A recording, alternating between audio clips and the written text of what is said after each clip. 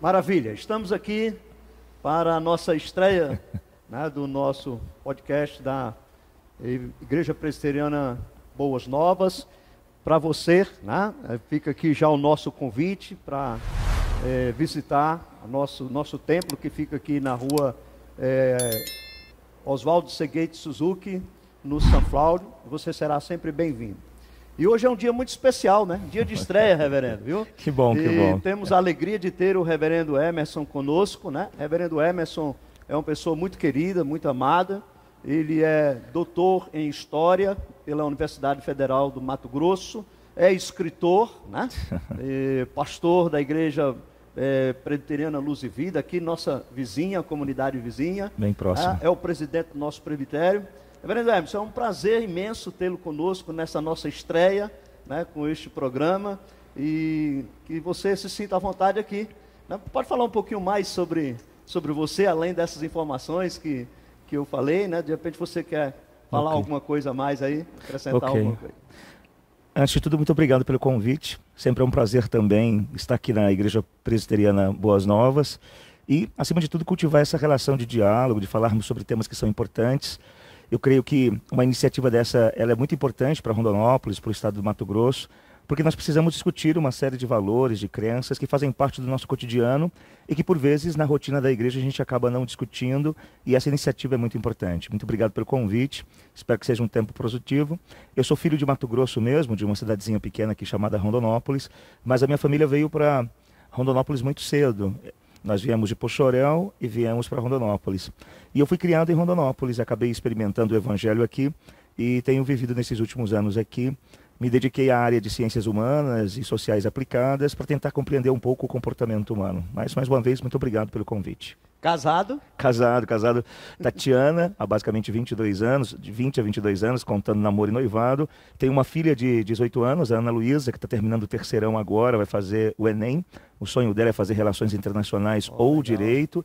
E tem um menino de 13 anos, o Otávio, que está saindo do 8º ano do Fundamental 2 e indo para o 9º ano. Então, nasceram aqui em Rondonópolis, eu pastorei durante um tempo em Jaciara, e eles acabaram nascendo aqui em Rondonópolis, são rondonopolitanos aqui. Opa, gente boa. Terra boa, né? Terra muito amada, boa. Né, Hebe? Sim, sim. Também tem pouco tempo que cheguei a Rondonópolis, já tenho 9 anos, mas me sinto rondonopolitano também. Uma terra muito querida, muito amada, né? Maravilha. Hebe, nós hoje estamos aqui com um desafio muito grande, né? Conversar sobre um assunto muito delicado, né? Não deixa de ser delicado, mas extremamente importante, que é o cristão e a política. Sim. E eu gostaria, primeiro, que nós conversássemos, que você falasse um pouco qual a relação entre política e a Bíblia. A política está presente na Bíblia? Como é que a Bíblia fala sobre política? O que você pode trazer para nós aí sobre esse assunto? Eu creio que é importante nós termos uma noção teológica de como é que nós interpretamos a realidade.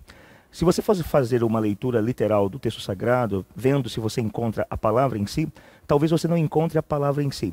Mas o princípio, a ideia de que há alguém regendo alguma coisa e exercendo governabilidade, esse é um princípio teológico bíblico que nós encontramos desde a criação.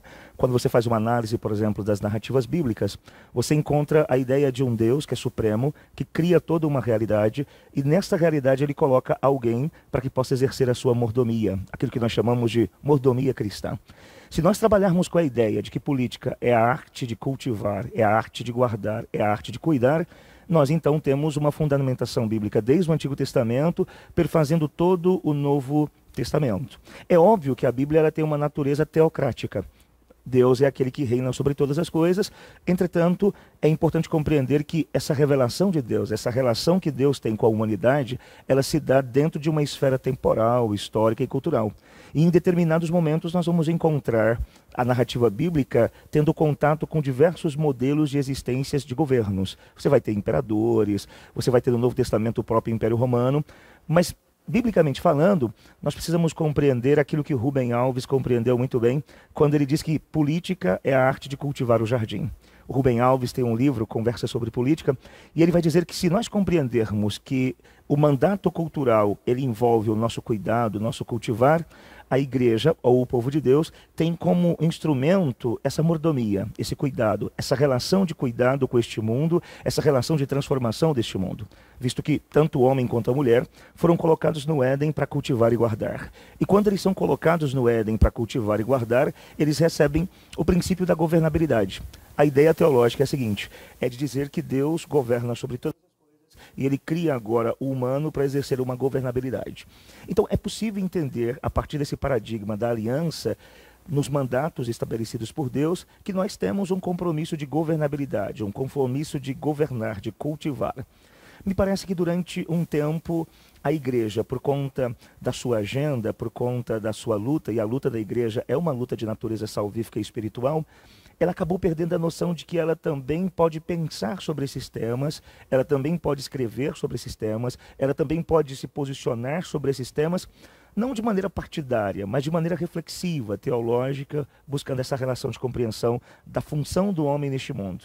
Nós exercemos uma espécie de governabilidade, porque Deus criou um jardim, nos colocou nesse jardim, agora nós cultivamos e guardamos, o pecado entra nesse mundo, mas nós ainda continuamos cultivando e guardando a realidade.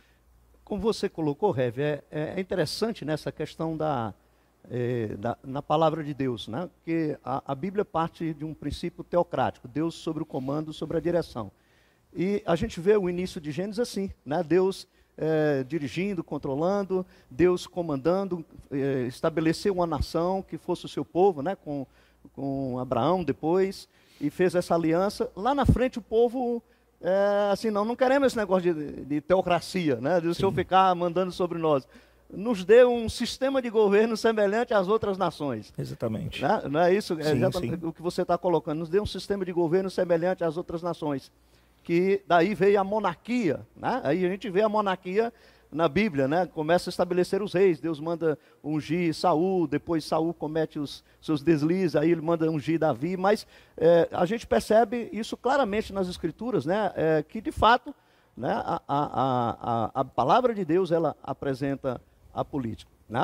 Nós encontramos muito bem a política, né? E entendemos ela de um ponto de vista aí a todas as vertentes teológicas. Mas eu queria que a gente pensasse um pouquinho sobre qual deve ser a postura. Você começou a dar uma palhinha aí no seu final da sua fala, né? Você começou a dar uma palhinha, mas eu queria que nós aprofundássemos um pouco sobre essa questão em função de que nós estamos num momento político, né? De pleito, de eleição. Qual deve ser a postura da igreja, né, em relação ao processo eleitoral? Como é que você vê isso? Qual o papel da igreja nessa? A igreja tem um papel, e qual é o papel nós temos? Seria um papel, né? Como você colocaria isso para nós aí? Qual o papel da igreja? Ok. Eu acho que nós estamos lidando com um tema extremamente complexo. É complexo no sentido que nós precisamos, de alguma forma, compreender que existem diversos elementos que constituem, por exemplo, essa pergunta. Ou existem diversos elementos que constituem o sentido da relação da igreja com o universo político. Me parece que a agenda da igreja não é uma agenda política, no sentido de política partidarista, ou política com partidarismo. Então, a igreja não tem esse compromisso, por exemplo, de assumir uma postura partidária. Ela não tem essa agenda. A agenda da igreja continua sendo a agenda do reino. E o reino de Deus envolve a totalidade das coisas que Deus fez. Então, nós estamos inseridos dentro dessa temporalidade, nós estamos inseridos neste mundo. Se nós estamos inseridos neste mundo, a melhor forma da igreja participar dos processos políticos é criando ou cultivando pessoas que sejam capazes de considerar o valor da política, a natureza da política. Ou seja, é possível que um cristão, com uma boa orientação, com uma boa reflexão bíblica, teológica, sociológica, filosófica, exerça um papel político, exerça uma função política. Eu creio que a igreja tem uma função de natureza espiritual.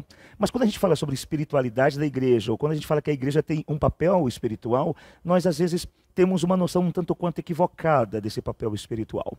Porque esse papel espiritual pode parecer mais ou menos com aquele paradigma de Platão, como se nós vivêssemos no mundo das ideias. Exato. E nós não interferimos no tempo e no espaço. E não é isso a perspectiva da igreja. A perspectiva da igreja é a espiritualidade do reino, ela tem uma natureza também tangível. Ela também envolve o corpo, a política, a educação, economia, reforma agrária e uma série de outras coisas. Me parece que o papel da igreja nessa esfera é o papel de criar pessoas conscientes para que elas tenham o seu protagonismo na história, é o papel de intercessão, rogando que Deus esteja abençoando aqueles que estão exercendo o princípio da governabilidade, resistindo o Estado quando em determinados momentos o Estado tiver posturas ditatoriais. É uma questão que a gente pouco avalia, por exemplo, que é o papel da igreja em resistir ao Estado. Em determinados momentos, a igreja tem a função de resistir ao Estado quando esse Estado impõe sobre ela, impõe sobre a liberdade individual dela, uma espécie de modo de ser. Se nós estamos falando sobre democracia, nós precisamos compreender que o sistema democrático, ou pelo menos a ideia de democracia, deveria lutar pelas liberdades individuais. Exatamente. Mas às vezes isso não acontece. Então, nós podemos afirmar no primeiro momento que o papel da igreja, no que tange a política, é criar pessoas conscientes. Ao mesmo tempo, ela também faz parte da sociedade civil. Se ela faz parte da sociedade civil, ela também pode integrar grupos da sociedade civil para lutar contra aquilo que é errado, para lutar pelo direito do outro. E me parece também que há uma outra questão que agora é mais complexa. Por quê? Todos nós gostaríamos que o mundo fosse regido por uma democracia onde todos os sistemas ou onde todas as ideologias políticas permitissem a liberdade de expressão. Mas em determinados momentos, quando nós olhamos para a história, nós verificamos que muitas ideologias políticas que evocam o princípio da democracia não permitem que haja de fato a liberdade. Então, hoje eu percebo que a igreja não pode ter uma postura partidária, ela não pode obrigar nenhum membro, mas a igreja precisa hoje, por conta do que está acontecendo no mundo, a igreja precisa ter uma posição clara acerca das suas crenças e acerca dos seus valores, e ela precisa, como agente do reino, comunicar ao mundo esses valores, inclusive criando também, participando da sociedade civil, participando dos movimentos civis, mostrando o que ela pensa. E por que isto? Houve um tempo que eu não pensava assim. Houve um tempo a função da igreja era aquela que a Bíblia diz, que ela deve interceder pelos reis, pelos imperadores, pelas autoridades constituídas, mas em determinados momentos, essas autoridades constituídas, elas estão servindo a paradigmas ideológicos e que não são paradigmas que consideram a liberdade, são paradigmas que querem, de alguma forma, impor o ritmo. Então, nessa nova esfera que nós vivemos, a igreja deveria assumir uma postura mais clara, uma postura de dizer o que penso, como eu gostaria que as coisas pudessem acontecer. Que, de fato, a democracia fosse uma ação genuína por cristãos que lutam pelas liberdades individuais. E me parece, então, que nós precisamos fazer um exercício teológico dessas coisas, porque, na maioria das vezes, nós ainda não temos essa noção tão clara. É uma questão nova, principalmente para a igreja brasileira, o modo como ela deve atuar, o modo como ela deve agir. Me parece que nós temos, a partir daquilo que eu falei, alguns apontamentos importantes. Heve, isso que você está colocando é interessante. Essa linha tênue, né, como a igreja se posicionar sem que ela também fira a própria democracia. Sim. Eu penso que se nós, cristãos, né, defendemos a democracia, queremos a democracia, e eu entendo que esse é um princípio, né, que é o princípio da liberdade de escolha, da liberdade. Então, nós, como igreja, não temos um papel de determinar, né, como igreja, em quem as nossas ovelhas ou quem os membros das igrejas devem votar. Né? Nós temos que exercer isso. Por outro lado, nós, como igreja, devemos orientar, né, os membros, né, da igreja, essa é uma visão, de que eles devem exercer com responsabilidade o seu voto. Sim. Porque é muito importante a questão do voto, né? Sim, não lógico. é só exercer um cargo público, mas você também exerce a democracia no momento do seu voto. Então, o eleitor cristão, ele deve votar, né, com responsabilidade, sabendo que aqueles que vão exercer, né, o governo, que vão liderar sobre nós, eles vão elaborar leis, eles vão trabalhar as questões das medidas públicas, das necessidades. Então, tem que ser pessoas que, né, que nós, ao olharmos para essas pessoas, percebamos que elas têm um compromisso. Se não forem cristãs, se não foram crentes, né, vamos assim, a gente usa muito esse chavão, se não forem crentes, mas que sejam pessoas honestas, pessoas que têm uma postura que defende as bandeiras da democracia, da liberdade, onde nós possamos exercer. Porque eu, particularmente, eu defendo a questão do Estado laico. Né? Eu penso que é muito importante e é um princípio que nós não podemos perder. Né? Porque nós vivemos num país, nós não vivemos na teocracia. Né? Exatamente. O fato é esse. Nós vamos ter que lidar com pessoas que são de diversas religiões e nosso país não pode ser só regido por cristãos. Bom seria, mas não é esse o fato. Então, a igreja ela tem esse papel. Eu queria, dentro dessa questão da igreja, ter esse cuidado de que ela não se transforme, por exemplo, um curral eleitoral para ser usado por esse ou aquela ideologia, né? Que conselho você daria a um pastor, por exemplo, que recebe nesse período eleitoral, ele recebe um candidato no dia de culto público? Que conselho você daria ao pastor, a um pastor, como ele lidar com isso? Ele recebe no seu culto, seja lá um candidato a presidente, um candidato a deputado federal, ou seja, a senador, qualquer um cargo público, que venha ao culto público. Que conselho você daria? Como o pastor receber esse candidato na sua igreja? Olha, o conselho que eu dou passa pelo critério do modo como eu encaro essas questões. Eu entendo que no culto, quando as pessoas estão reunidas para celebrar ao Senhor, que todas essas pessoas são iguais. E que independente do momento histórico, independente da política, independente de qual seja o movimento, aquelas pessoas estão ali para cultuar a Deus e ao mesmo tempo para ouvir a palavra. E se elas estão ali para cultuar a Deus e ouvir a palavra, elas não precisam, na minha opinião, e quando digo na minha opinião, é porque podem existir outras visões que são diferentes, sim, e ao mesmo tempo não estou estabelecendo a verdade absoluta. Eu diria o seguinte, eu diria o seguinte, na minha comunidade, onde eu sou pastor, e o conselho que eu daria, por exemplo, para um pastor, é que ele trate com naturalidade. É uma pessoa normal, uma pessoa comum, mesmo que ela tenha pretensões políticas, ela é uma pessoa comum. Então, ela vai ser recebida, tratada com dignidade, com amor, do mesmo modo que o pedreiro, do mesmo modo que o lixeiro ou o gari, do mesmo modo que a professora, do mesmo modo que a mãe solteira chega na igreja. Uhum. Agora, digamos que homossexual que chega na igreja. Exatamente. Qualquer pessoa que chegue na igreja sempre será tratada com dignidade, com carinho, com amor, com atenção e com respeito. Eu não daria visibilidade para essa pessoa. Não daria visibilidade. Agora, é óbvio, se o prefeito da cidade estivesse visitando a minha comunidade, se o presidente da república estivesse visitando a minha comunidade, há uma questão de princípio bíblico. Eu preciso tratar essa pessoa com honra e com dignidade. E, portanto, não vejo nenhum problema, considerando que ali está o chefe da nação ou o chefe da cidade, de pedir que Deus esteja abençoando a vida dele ou a vida dela, se caso for presidente, e rogando que Deus esteja manifestando a graça dele sobre a vida dessas pessoas. Então, este quando, por exemplo, no período de eleições municipais, candidatos à prefeitura vão até a Luz e Vida ou iam até a igreja presbiteriana de Jaciara, eu não fazia menção. Eu os recebia conforme recebo qualquer pessoa da igreja que aparece na igreja.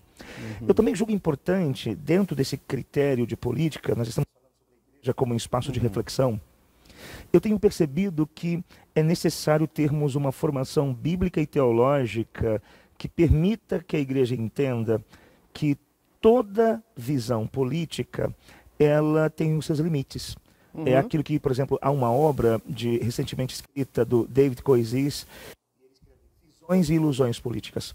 E o David Koizis, que é um filósofo cristão, ele vai afirmar que é possível encontrar traços da verdade em todas as linhas, em todas as correntes, e os efeitos da queda em todas as linhas e todas as correntes. Traços da verdade no neoliberalismo, no marxismo, no socialismo, no nacionalismo, mas do mesmo modo que nós temos vislumbres da verdade nessas linhas, nós também temos os efeitos da queda. E por quê? Porque geralmente uma visão, uma ideologia política, ela olha o mundo a partir de uma perspectiva. De uma ótica, né? Isso. Ao olhar o mundo a partir de uma perspectiva, ela tenta pegar aquela perspectiva e torná-la absoluta. Em outras palavras, o que eu estou dizendo é o seguinte. Quando você tem contato, por exemplo, com a visão neoliberal, o neoliberalismo entende que a individualidade ou a liberdade individual do sujeito é o elemento mais importante na constituição de um corpo político. Então, a grande ênfase está nos direitos intrínsecos, como, por exemplo, a liberdade humana, a individualidade. Ele olha para o mundo e constrói um corpo político a partir da liberdade e da individualidade. Mas eu preciso compreender que a sociedade ela não é constituída apenas pela a individualidade da liberdade do indivíduo. Quando você encontra, por exemplo, com o nacionalismo traz como elemento fundante a ideia da tradição, a ideia dos costumes. E aí a tradição passa a ser o elemento mais importante para que você possa compreender. O nacionalismo e conservadorismo tomam a tradição. Mas eu não posso olhar para o mundo só a partir da tradição. É óbvio que essas correntes políticas estão olhando para o mundo a partir das suas perspectivas. Mas todas as vezes que eu olho para o mundo a partir de uma perspectiva e tento tornar essa perspectiva totalizante, eu tenho um erro.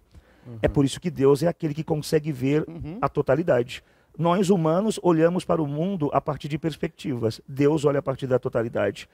E isso, então, traria a visão socialista, neoliberal, ao discurso da direita, ao discurso da esquerda, uma espécie de humildade existencial e de humildade política. Porque em determinados momentos, quando você quer olhar a vida a partir da coletividade, que é o caso da filosofia socialista ou marxista, você precisa compreender que você não pode analisar o mundo apenas a partir da coletividade, porque existem grupos individuais e existem individualidades. Então, um bom político e, acima de tudo, um bom cristão deveria ter a habilidade de ter uma formação um pouco mais madura, uma formação teológica, uma formação não serem filosófica. ignorantes do assunto, né? Exatamente. Acredito que sim. Acho que aqui está um caminho, mas não é um caminho que atualmente as igrejas adotam. Quando eu digo igrejas, eu estou fazendo uma avaliação do movimento evangélico brasileiro. Entendo. Me parece que nesse exato momento da história política brasileira, durante um bom tempo, evangélicos e católicos mais conservadores e até mesmo carismáticos, eles tinham uma espécie de ânsia, de desejo de ter alguém que supostamente pudesse representá-los. E quando aparece qualquer pessoa com o discurso da família, da pátria, da segurança, isso dá uma sensação de que nós encontramos agora o momento de tomar o poder. É muito parecido com aquilo que os discípulos perguntam a Jesus Cristo, quando o Senhor vai restaurar o reino a Israel? É agora que o Senhor vai, é o momento. Exatamente. E Cristo não vos compete conhecer tempos ou épocas, mas recebereis poder ao descer sobre vós o Espírito Santo. Vos compete a ter uma experiência com o Espírito Santo e serem instrumentos da proclamação do Evangelho. Porque onde há a proclamação integral do Evangelho, humilde do Evangelho e poderosa do Evangelho, existem mudanças da economia, transformação, da canção, né? por completo. E é interessante, Emerson, nessa questão que você está colocando, como a gente vê que política e cristão, há uma relação íntima, né? O cristão é um político. Sim, né? sim. Nós somos um político por natureza. Deus nos fez seres políticos. Então não tem como vocês, não vou me envolver com a política. Nós nos envolvemos com a política e devemos nos preocupar. Agora, esse ponto que você está colocando da necessidade de conhecimento, de não viver na ignorância, e a gente se limitar, por exemplo, a ter um determinado campo de pensamento e não ter uma visão ampla, né? Infelizmente nós somos humanos, né? Como Sim. você colocou, e por essa questão da humanidade e da natureza caída, né? O homem ele acaba se limitando a uma determinada ideologia e quer achar que aquela é que vai resolver o problema da humanidade, né? Verdade. Essa é a grande questão. Mas é interessante você estar colocando, Emerson. Vamos pensar então assim, dentro de tudo que você já colocou, que é muito, muito bom, e eu creio que os nossos telespectadores aí, quem está aí no canal, né, e esqueci, hoje o Emerson está aqui, interessante, é dia de like, viu? É dia de, deixa o seu like logo aí, né? Deixa o seu like logo aí. Por favor. Aperta o dedo aí, se inscreva no canal, né? Então é interessante, Emerson, como é que então a igreja, efetivamente, você já falou em alguns, mas vamos, de uma maneira assim mais sucinta, mais precisa, como que a igreja ela pode contribuir para com a política, para que verdadeiramente a política venha promover uma melhor condição para o nosso país, para a nossa nação, né? Então, como que a igreja pode contribuir? Como é que você acha que a igreja pode contribuir efetivamente, né? Assim, para que nós tenhamos, para que a política ela venha promover o bem da coletividade, né? Ok. Em todos os aspectos, Sim. as políticas públicas, né? Tudo que envolve a necessidade que nós temos, todo brasileiro tem, independente dele ser cristão ou não. Eu creio que, em primeiro momento, a igreja precisa efetivamente formar bons cristãos. Acho que esse é o primeiro grande passo. É dar a esses cristãos, é dar a essas pessoas que estão na comunidade local uma formação bíblico-teológica que lhe permita compreender a singularidade do espaço, do tempo, da cultura, da educação, da função secular dele neste mundo. A primeira coisa é essa: nós precisamos formar cristãos conscientes, cristãos menos platônicos. E o que eu digo? Por que eu digo isso? Porque a maioria dos cristãos, eles são muito mais platônicos do que cristãos. São muito mais platônicos do que cristológicos, cristocêntricos.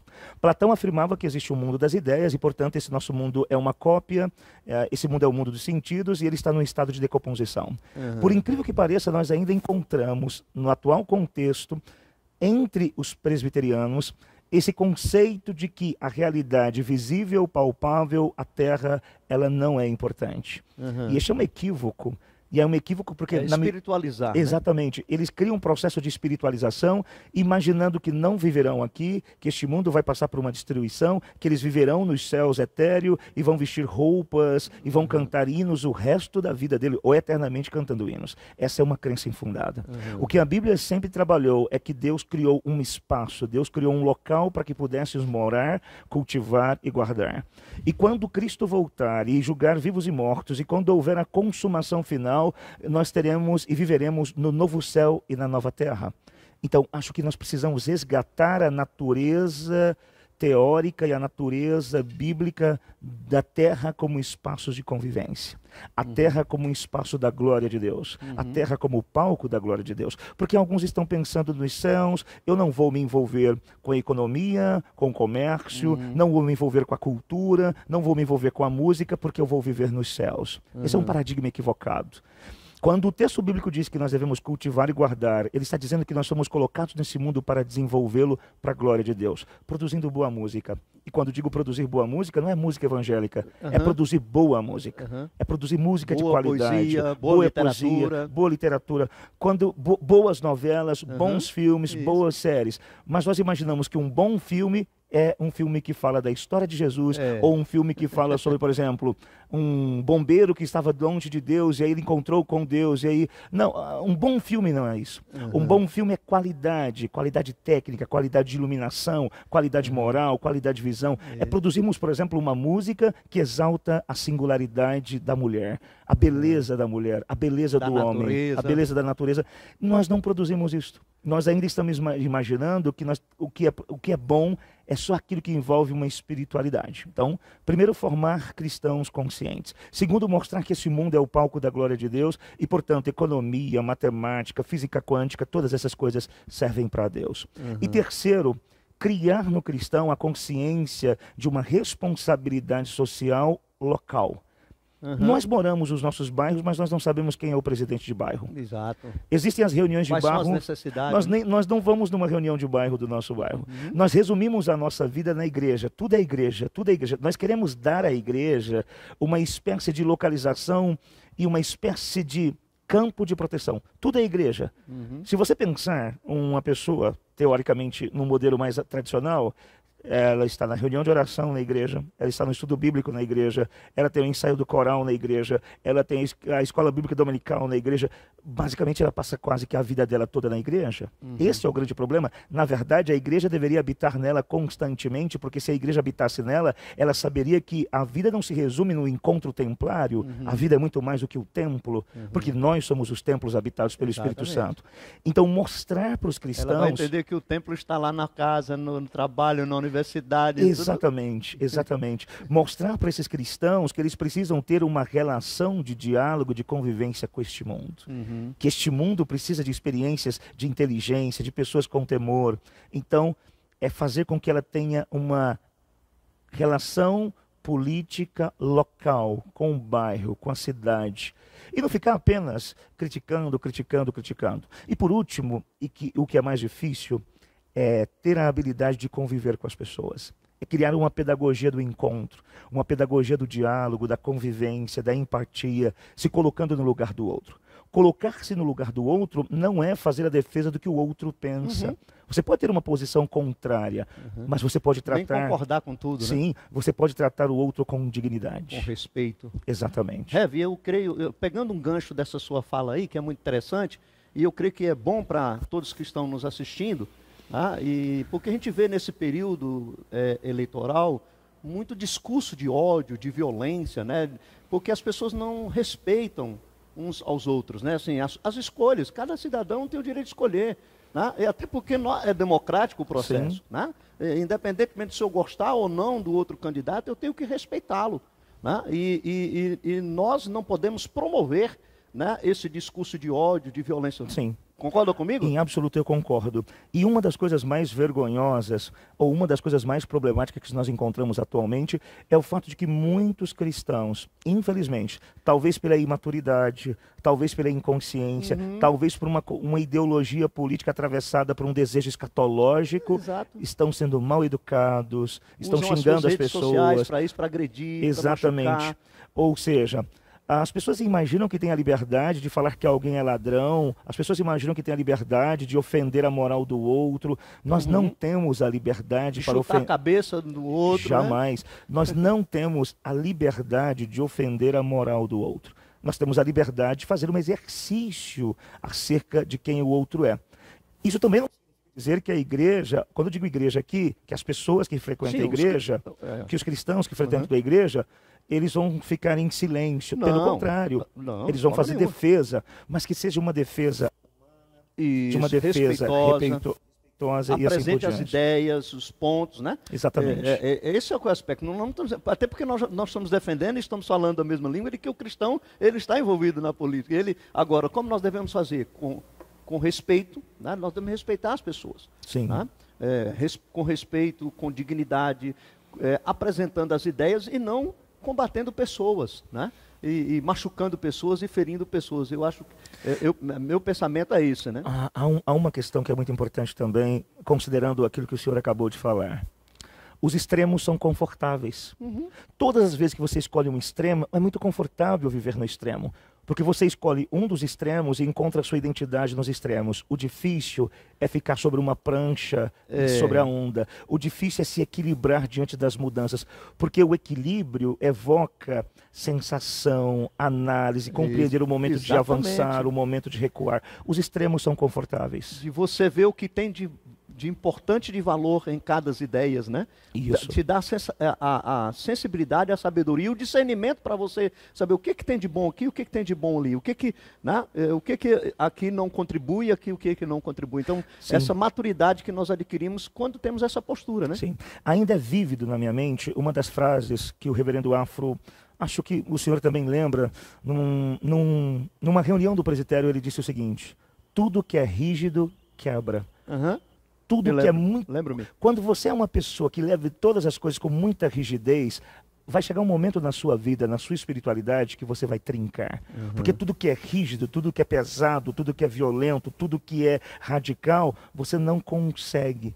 Porque quando você olha para o comportamento de Jesus Cristo, e nele nós encontramos o princípio padrão, da verdade, o padrão, Cristo em momento algum abriu mão da verdade. Ele é a própria verdade encarnada, mas ele sabia caminhar, ele sabia o momento certo de apontar os erros, ele sabia o momento certo de utilizar, por exemplo, os métodos didáticos mais transformadores do mundo. Da doçura quando necessária e também do chicote quando necessário. Exatamente. E nós não temos essa capacidade. Nós imaginamos que a verdadeira espiritualidade, essa espiritualidade monástica, essa espiritualidade platônica, essa espiritualidade que me faz ser uma pessoa incapaz de conviver com o outro. Mas não é, de maneira alguma. Valeu, Hever, que bom, né? O assunto é muito empolgante, é muito gostoso, fascinante, né? E a gente vai empolgando. Vai empolgando, né? Mas é muito bom ter você conosco aqui, né? Nessa nossa estreia do nosso podcast, né? Eu espero que nós tenhamos outras oportunidades para tratar de outros assuntos, Sim. Com certeza, né? Uma hora dessa nós vamos trazer aqui para você conversar um pouco sobre o seu trabalho como escritor, né? E isso, eu ouvi um colega, né, falando assim comigo: nós estamos carentes de bons escritores cristãos. Nada quando a gente pensa de escritores cristãos, a gente pensa só em conhecimento teológico, ou seja, livros teológicos, mas bons livros. Eu sei que você tem um trabalho maravilhoso na área da educação infantil, com o material que você está produzindo, né? Uma hora dessa a gente vai trazer para você falar para nós sobre esse seu trabalho, né? Sobre o seu livro, apresentar seu material aqui no nosso canal. Muito tá? obrigado. E nós queremos agradecer, né, de coração pela sua presença, né, por esse tempo tão precioso. Você poderia falar quantos livros você já escreveu e os títulos dele, pelo menos para a turma aí que está nos assistindo já saber aí, né? Eu basicamente acabei escrevendo um livro sobre educação, que é Educar em Valores, a representação de pais e professores, trabalhando com a ideia, quais são os valores mais importantes na formação do comportamento de um indivíduo. Logo depois acabei escrevendo também... Que eu já li, viu? Okay. Muito bom. Acabei escrevendo também Crônicas de um Lugar Comum. Durante um período, quando eu estava em Jaciara, eu para o Jornal da Cidade uma série de assuntos. E nós fizemos a coletânea desses artigos ou dessas opiniões de leitor e acabamos criando Crônicas de um Lugar Comum, as reflexões de um homem comum. Escrevi também Estado, Religião e Cultura, que é o resultado da minha tese de doutorado em História. Uma excelente obra também. Estou escrevendo agora Pedagogia do Encontro, logo vai sair, e tem uma coletânea que já tem mais ou menos 10 anos, ela nunca foi lançada, que é As Aventuras de Otana, que são a literatura infantil. É dessa que eu me referia no início, né? Que eu acho que é um trabalho muito interessante. Na verdade, saiu pela editora na época da pandemia, aí deu um problema, nós paramos e nós estamos refazendo. Ok, Hermes. Um prazer muito grande. Vamos para um bate-pronto aqui agora? Vamos lá. Vamos lá.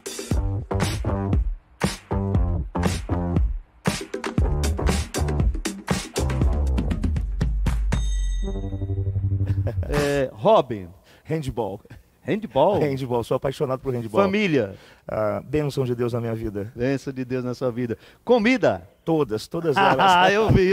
Suas fotos são maravilhosas, né? As fotos lá sempre tem uma comida gostosa.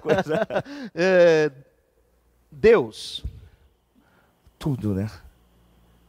O motivo pelo qual nós existimos, a verdade absoluta pelo qual nós pensamos, Redentor, Criador, essencialmente tudo aquilo que nós podemos ter e experimentar. Isso. Você que está aí conosco, não deixe de dar o seu like, né? Apertar aí o joinha aí para abençoar o nosso canal, né? Por favor. E também se inscrever no canal, e ative o sininho, porque assim eles vão receber.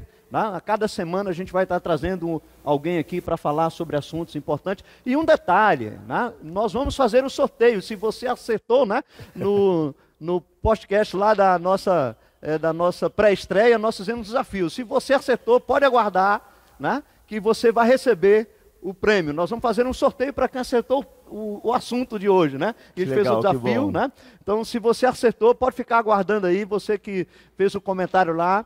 E nós vamos fazer o sorteio e você vai receber a caneca. O primeiro sorteio vai ser a caneca do nosso programa, né? Do nosso podcast. Legal. Maravilha, tá? Então contamos com você aí no canal. Sente o dedo aí, né? No like aí. Não esqueça, não saia antes de você, quando no final ainda não fez, antes de você sair, coloca aí, né? E se inscreva. Nós agradecemos a todos, agradecemos o reverendo Emerson, né? E Deus o abençoe, Emerson, e sua família, sua casa, seu trabalho, né? Que Deus abençoe grandemente. Amém. Meus irmãos, muito obrigado também por tudo isso, que nós tenhamos novas experiências e novos assuntos. Muito obrigado, pastor. Deus te abençoe. Amém.